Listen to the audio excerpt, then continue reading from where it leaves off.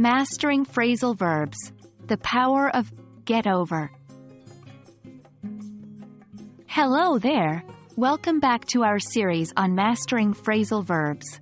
Today, we're going to focus on an extremely common phrasal verb, get over. This phrase might sound simple, but it has multiple meanings depending on context. So, let's dive in and unravel the mystery of get over. Get over is a phrasal verb in English that primarily means to recover from something or someone, or to overcome an obstacle. It's often used when talking about illnesses, emotional hardships, and challenges. For example, if you were sick and are now healthy again, you might say, I finally got over the flu. Or if you've moved on from a difficult breakup, you might say, it took time, but I got over him. Understanding a phrasal verb is one thing, but using it in sentences is another. Let's see get over in action. 1. It took Sarah a few weeks to get over the cold. 2.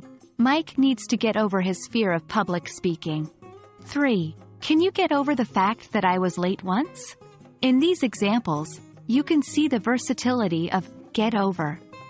It can refer to overcoming illness, fear, or even annoyance. Get over is also commonly used in questions and negative sentences. Here are a few examples. 1.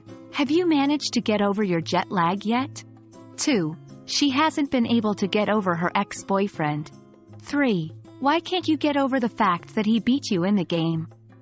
These examples show how we can use get over to inquire about someone's recovery process or to express the difficulty in overcoming a problem or situation.